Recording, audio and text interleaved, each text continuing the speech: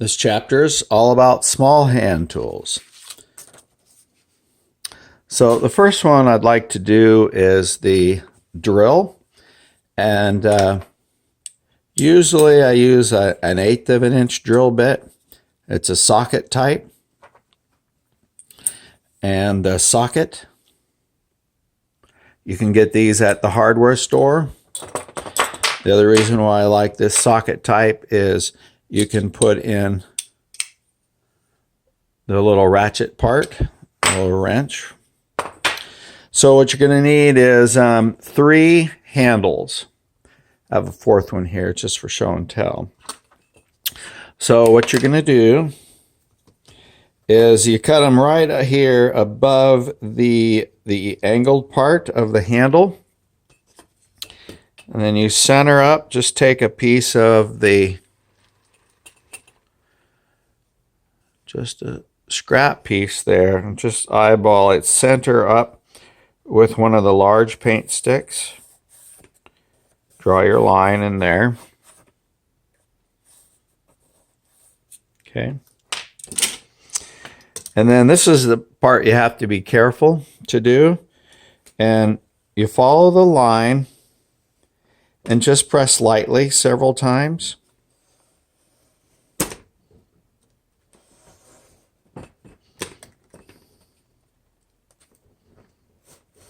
And you have to be careful, obviously. And sometimes you can bend that out and break it. And then you do the same thing. And this is the part you're after. Save that as well. So when you're done with splitting it in 3,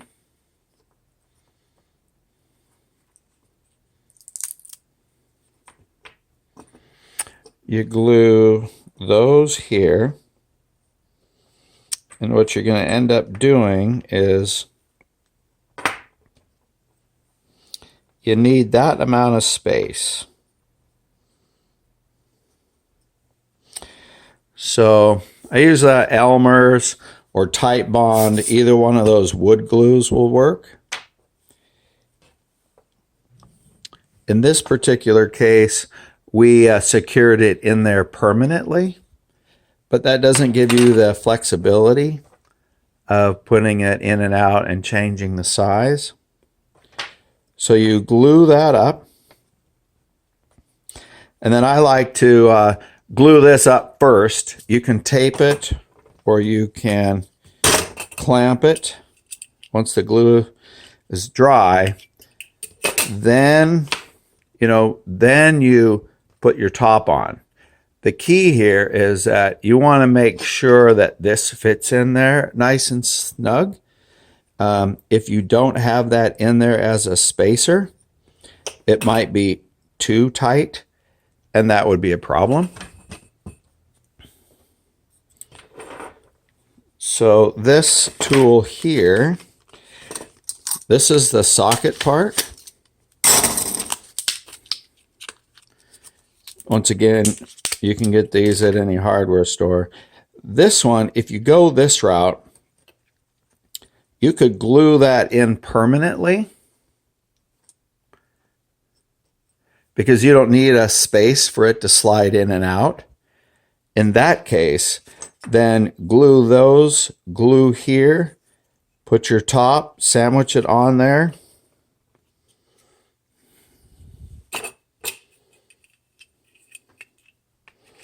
And then clamp it. And that will give you this. Then when it's all dry, you want clamps on both sides. Okay. When it's dry, then you can take it out and sand it and polish it and smooth it out. If you don't use this, or you use this and leave this end open, be sure to carve that out and allow this to fit in there. Okay, not quite cooperating. But you see how this end is open? Okay, just go away and follow. See how that space is open?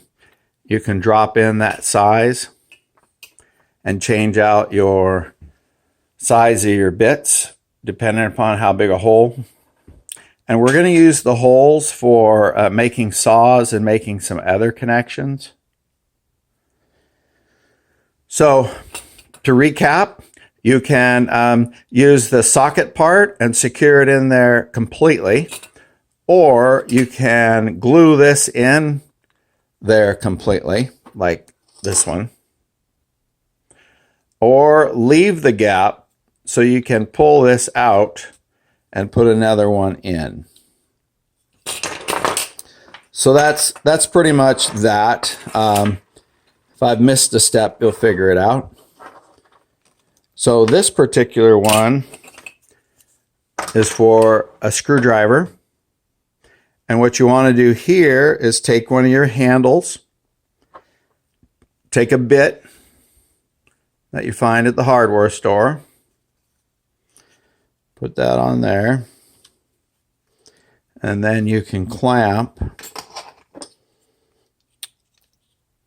One thing I left out, you want to soak this stick at least overnight, and that way it becomes soft and flexible. And then just clamp it on there. And you're going to see some bending and cracking. That's okay. So when it dries, you're going to cut this off. You're going to put glue in and around this whole thing and sandwich this back on there and clamp it and let it dry. Sometimes it does help to have it wet. Otherwise, you lose quite a bit of fibers. And I've played with this one a lot, so it is cracking.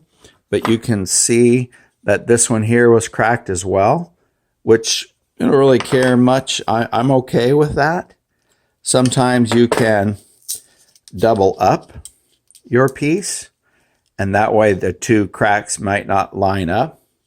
But once this is dry in that shape and you glue it together, that glue is going to secure those two pieces away, so that screwdriver is not going to come out of there.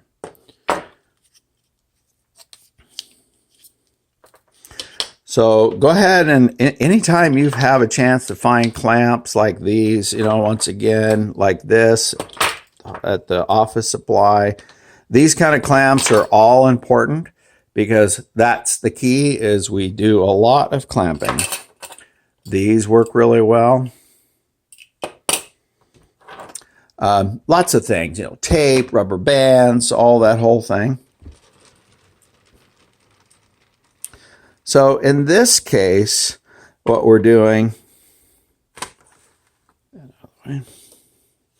so you're going to need some of the large paint sticks, and go ahead. Sometimes we'll wait to build these, or we just continually build these squares with broken and smaller pieces. And we just simply cut 4 or 5 inches. And by the way, this tape here, that's found online. It's just a 3M product, comes with the measurements. And we like to do that because some of the measurements don't work out exactly like the way you want it, because you're using different parts of the board. And so we can save the board and use what we want by putting this tape on, and the plastic box tape on top of that helps this tape, the yellow tape, last longer. But this is pretty self-explanatory. This one would be cut at about 5 inches or 4 inches. This one is usually cut about 7 or 8 inches. And what we do, and they also double as a rubber band gun. So you'll have 2 parts. You put your glue on the part, and then you find a square edge of the table, get back here with some of these. Not quite set up, but what you can do is you find the square edge of a table, and you can put these against there with your glue, and then, you know, it's loose and slippery, so just be careful. But usually tables are square, and that'll give you a rough idea to get it square. And this is not helping. But then if you had a real square, you could also do the same thing with a real square. And once it's on there, then you can just set it down and dry. And you can make also a square with the small paint sticks as well, like this one. So here we've got hole making, we've got screwdriver, and we've got squaring and measuring tool. Now I'll set up to show you the saws and how we accomplish that. And with those things, there's not much stopping you. Thanks. Bye.